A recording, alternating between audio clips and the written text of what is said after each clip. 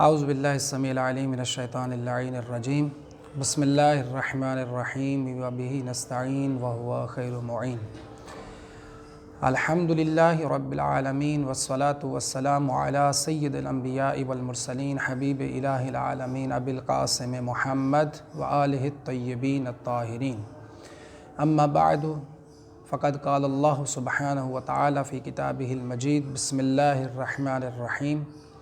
یا ایہا الذین آمنوا کتب علیکم الصیام کما کتب علی الذین من قبلکم لعلکم تتقون۔ مشاہدین کرام، ناظرین محترم، ماہ مبارک رمضان اللہ سبحانہ وتعالی کی غالی توفیق کے ساتھ، اعلیٰ حمایت کے ساتھ ہماری زندگیوں میں داخل ہوا جا رہا ہے۔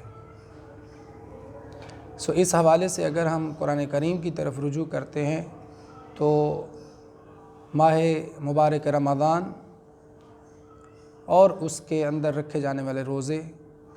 ان روزوں کی حکمت اور فلسفہ اور اس کے اہداف و مقاصد اور اس سے متعلقہ جتنے بھی احکام ہیں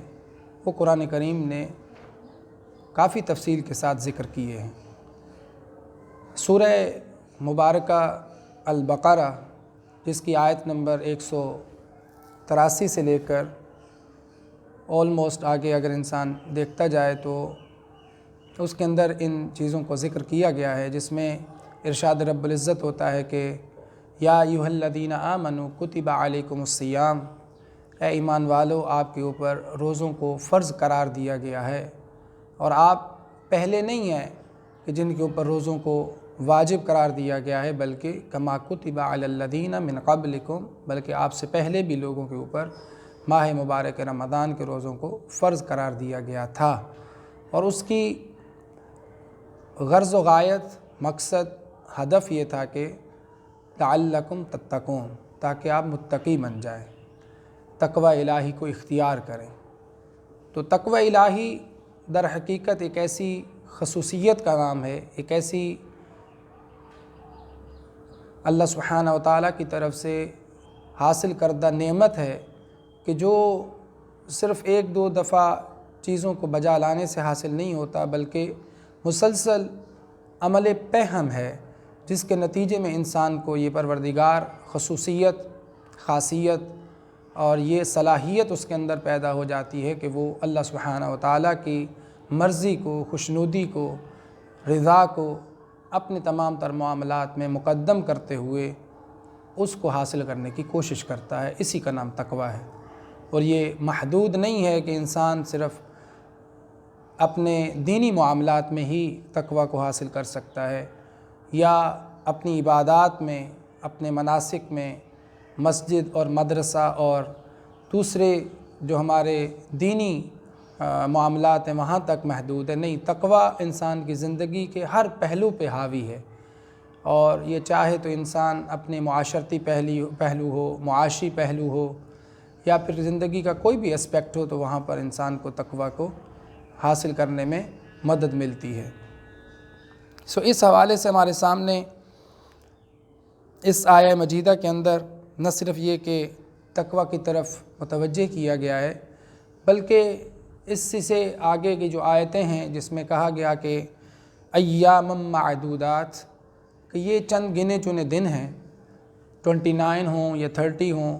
جو بھی ہمارا ایک پورا مہینہ، اسلامی مہینہ جہاں پر آتا ہے، اور کہا گیا کہ فمن کان منکم مریضا، جو آپ میں مریض ہو، او علی سفر، یا پہ کوئی سفر پہ ہو، فعدۃ من ایام اخر، اسے چاہیے کہ وہ دوسرے دنوں میں جا کر ان دنوں کو پورا کر لے جو دن اس نے روزے نہیں رکھے۔ وعلی الذین یطیقونہ فدیۃ طعام مسکین، اور وہ لوگ کہ جو فدیہ دینے کی طاقت رکھتے ہیں ان کو چاہیے کہ وہ ایک مسکین کو کھانا کھلائیں۔ فمن تطوع، اور یہ اصل درمیان میں میسج ہے کہ جو شخص بھی اپنی خوشنودی کے ساتھ طوعاً، اطاعت کرتے ہوئے، دل کی رضا کے ساتھ اس کو فالو کرے گا، نیکی کے پیچھے جائے گا، فمن تطوع خیرا، جو خیر کو خوشنودی کے ساتھ چاہے گا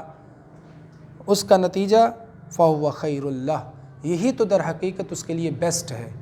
یہی تو اس کے لیے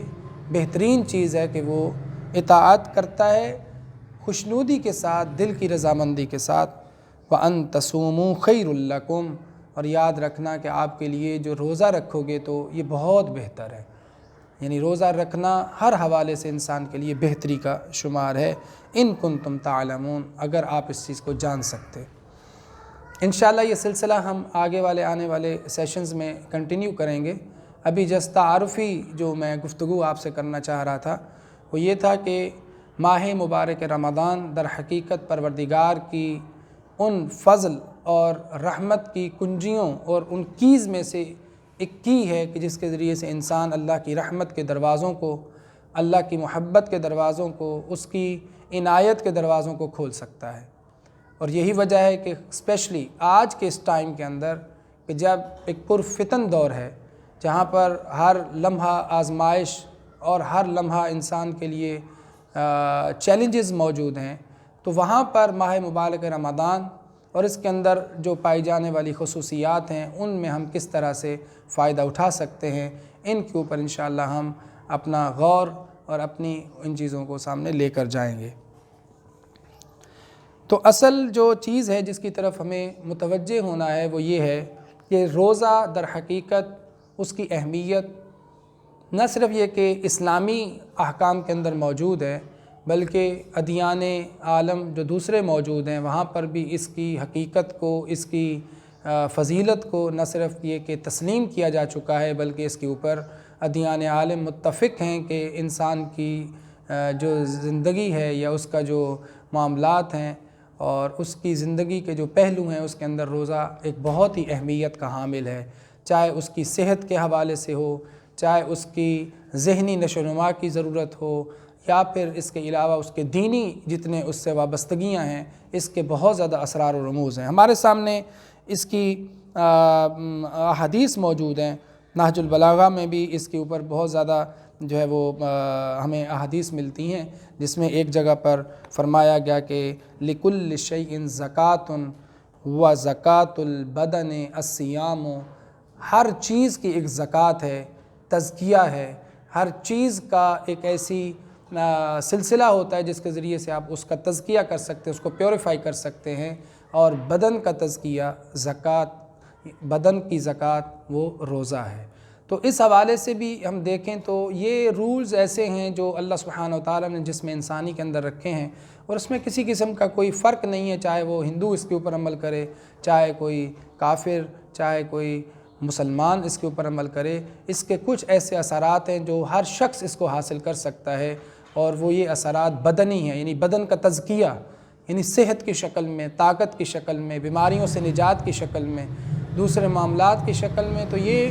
اپنی جگہ پر مسلمہ ہے کہ انسان کے لیے یہ سب چیزیں اللہ سبحانہ و تعالیٰ نے روزے کے اندر رکھ دی ہیں، اور اگر انسان سال میں ایک مہینہ ان کو اگر روزے کو حاصل کرتا ہے، اور یہی وجہ ہے کہ جب ہم دعا پڑھتے ہیں امام زین العابدین علیہ السلام کی، اس کے اندر کہا گیا کہ یہ تمحیص ہے، یعنی کہ شہر تمحیص، اور اس کا بھی یہی مطلب ہوتا ہے کہ جس میں جانچا جا رہا ہوتا ہے، جن میں لوگوں کو پرکھا جا رہا ہوتا ہے۔ اب یہ آزمائش ہر طرح کی آزمائش ہے، ذہنی بھی ہے، جسمی بھی ہے، بدنی بھی ہے، عقائد کے اعتبار سے بھی ہے، تو یہ ساری آزمائشیں اپنی جگہ پہ موجود ہیں، جن کی وجہ سے ان کو کہا گیا ہے کہ یہ روزہ ہمیں دیکھنا ہے اور اس کو رکھنا ہے۔ دعا ہے پروردگار سے کہ پروردگار ہمیں اس روزے رکھنے کی توفیق عطا فرمائے۔ آنے والے دنوں میں انشاءاللہ ہم قرآن کریم اور اس سے متعلقہ جتنی دوسری چیزیں ہیں وہ آپ کی خدمت میں روشنی ڈالنے کی کوشش کریں گے۔ آپ سب سے التماس ہے کہ ہمیں بھی اپنی دعاؤں میں یاد رکھیے گا اور اپنے گرد و نواح کا خیال رکھیے گا۔ اللہ سبحانہ و تعالی ہم سب کے عبادات و دعاؤں، مناسک اور عبادات کو اپنی بارگاہ میں قبول فرمائے۔ وآخر دعوانا الحمد للہ رب العالمین۔